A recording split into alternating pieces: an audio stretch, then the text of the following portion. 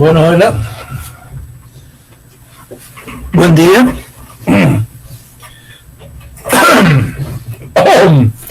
Esta es la clase número 18 de análisis y producción de discurso y vamos a tratar el tema de la circulación de los textos académicos, de científicos.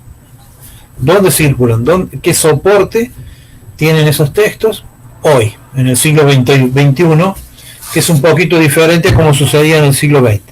Hubo un cambio muy importante en la circulación de los discursos académicos y científicos a partir del año 2000, digamos, prácticamente, ¿no? O sea, un poco antes, pero ya del 2000 en adelante cambió sustancialmente el tipo de circulación del discurso científico.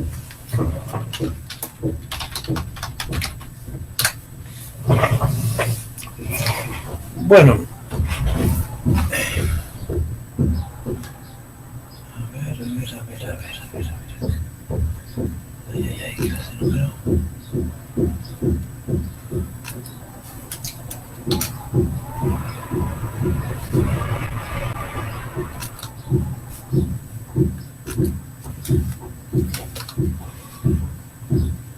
muy bien.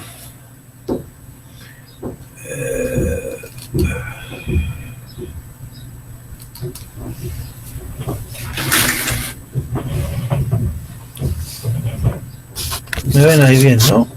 Sí. Sí, de todas formas nosotros vamos a colocar algunas.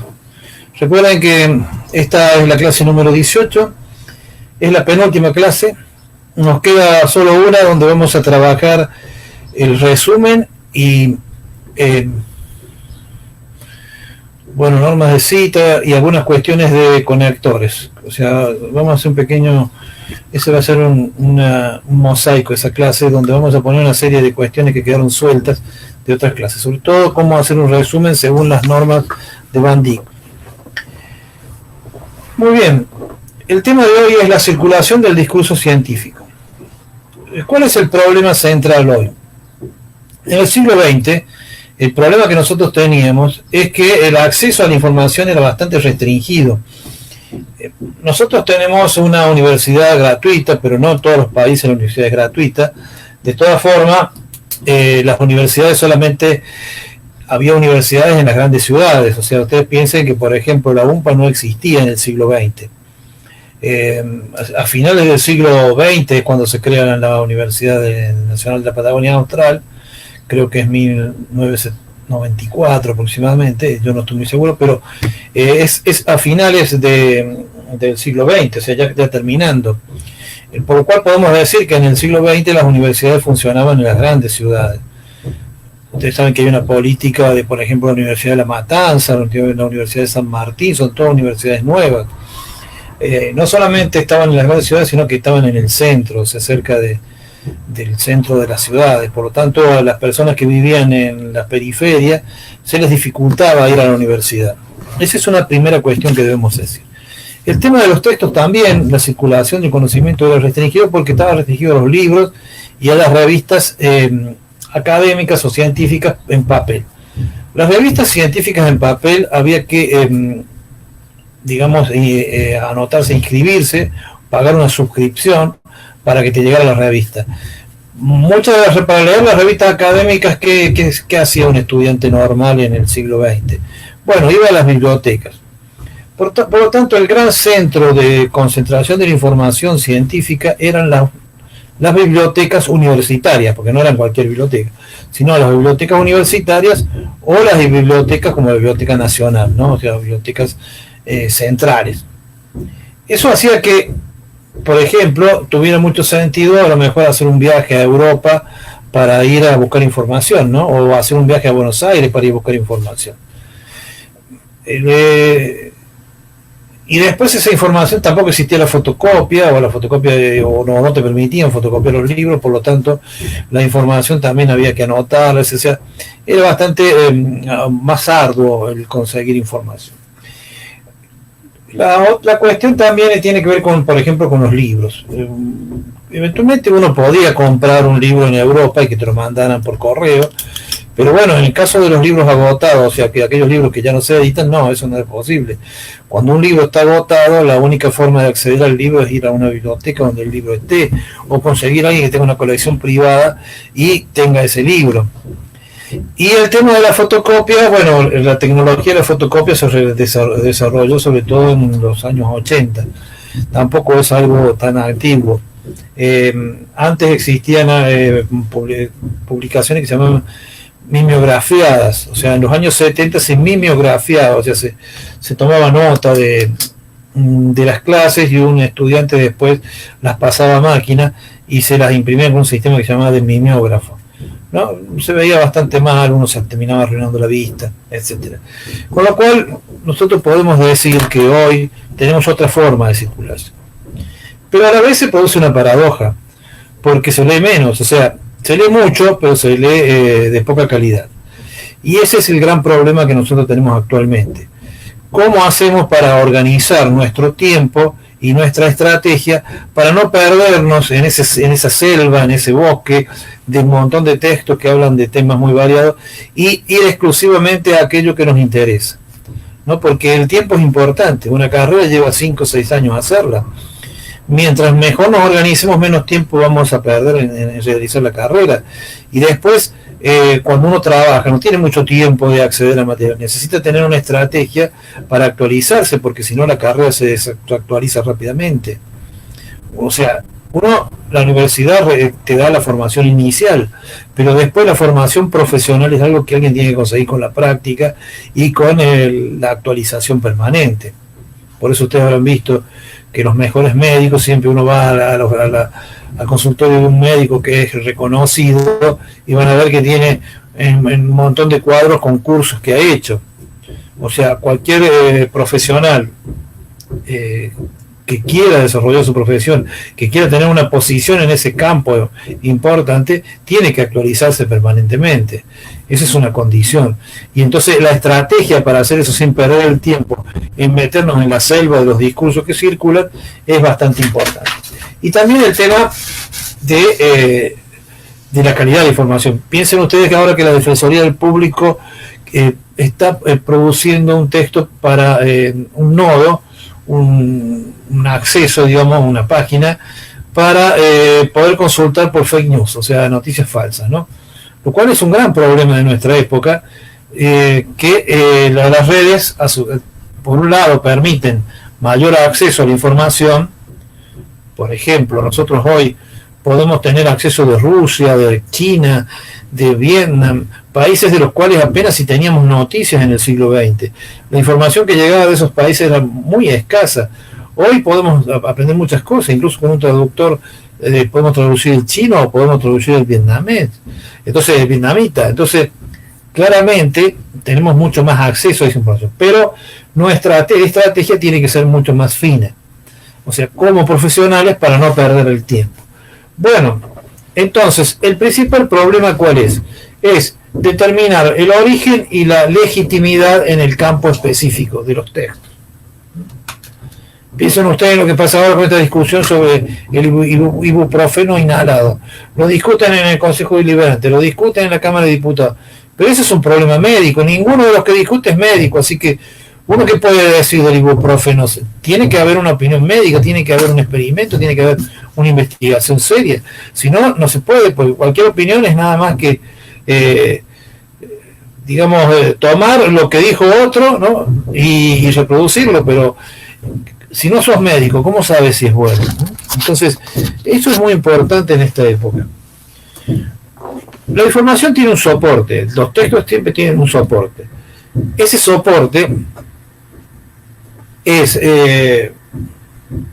físico, ¿no? Y en una época, por ejemplo, era el papel. El papiro. Al principio, por ejemplo, en la antigua Asiria, donde se inventó la escritura, escribían sobre unas tablillas de barro, porque claro, lo que tenían eran barro, vivían en una zona agrícola de los ríos y había muchos sedimentos, entonces había barro. Lo escribían sobre barros.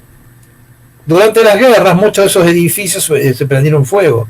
Al prenderse fuego, el barro se cocinó. Entonces nosotros hemos conservado esa información porque se cocinó en los incendios. sea, si no hubiera habido esas guerras, ese barrio se hubiera disuelto. En cambio, en el caso de la biblioteca de Alejandría, fue incendiada varias veces.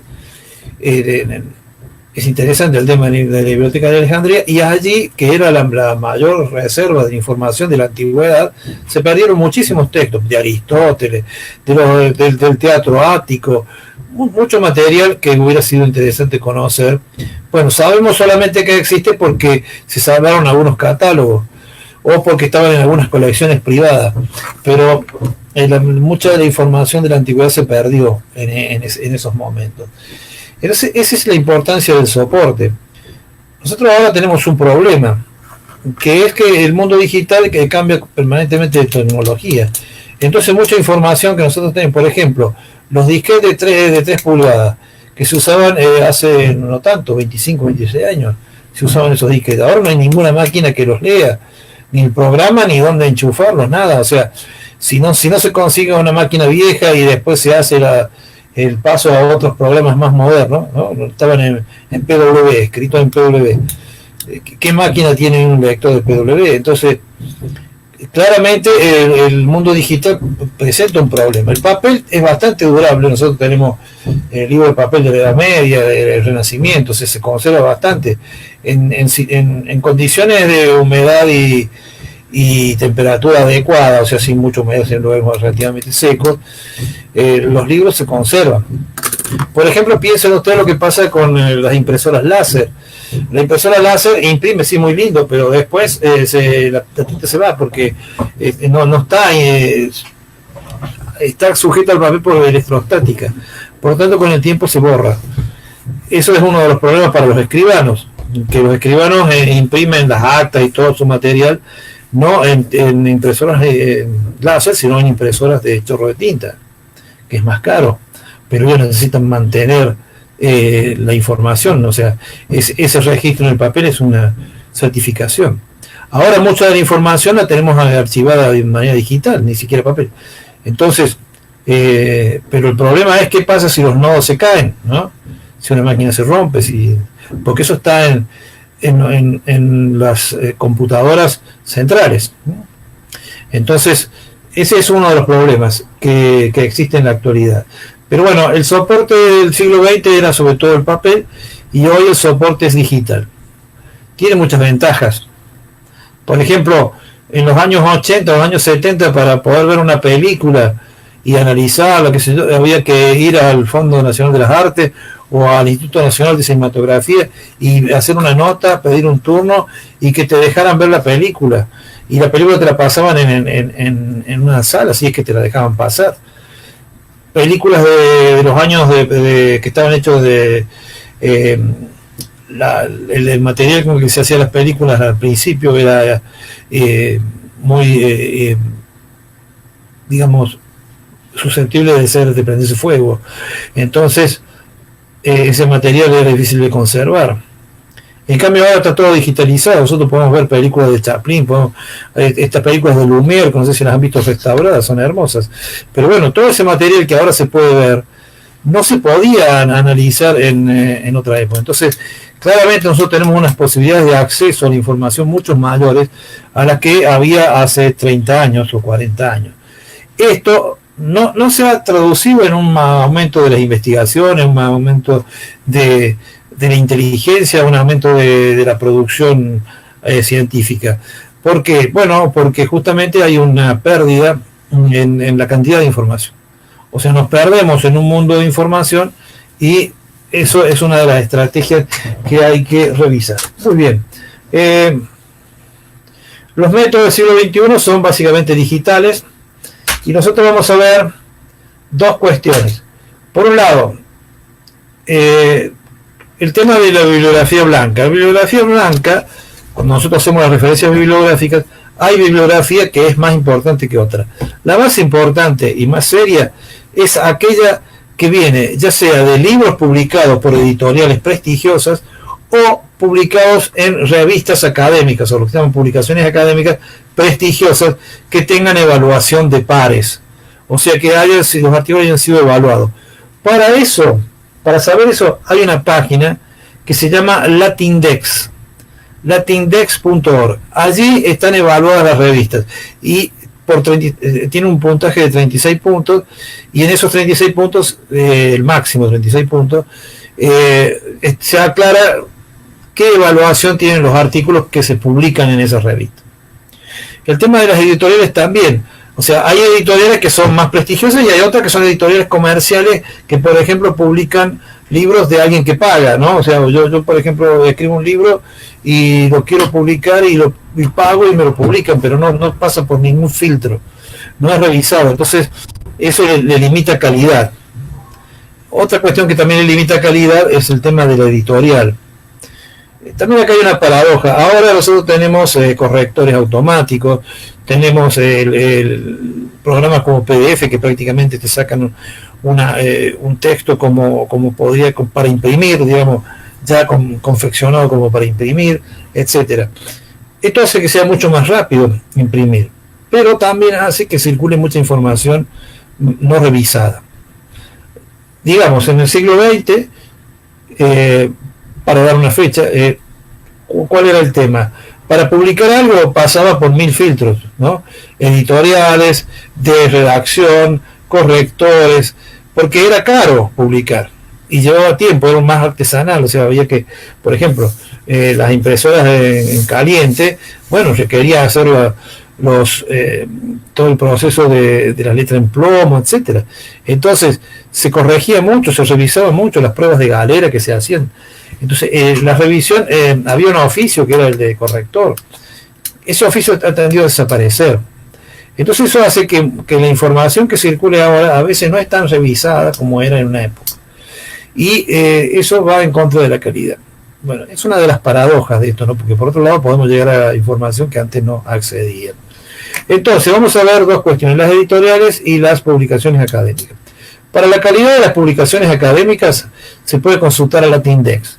Ahí van a ver en el PowerPoint 3 páginas donde pueden consultar, aparte de la Latindex. Latindex consulta la calidad. Y para consultar artículos académicos, 3 páginas. Redalyc, Ese Cielo y el Scholar Google. No el Google común, sino el Scholar Google. Bueno, ahí puse 3, hay más, pero con esas 3 como para tener una idea de cómo funciona. Entonces teníamos las editoriales y tenemos el tema de las revistas que tienen un tribunal externo de evaluación o tribunal de pares. Y después tenemos el tema de la propiedad intelectual, que es la otra cuestión.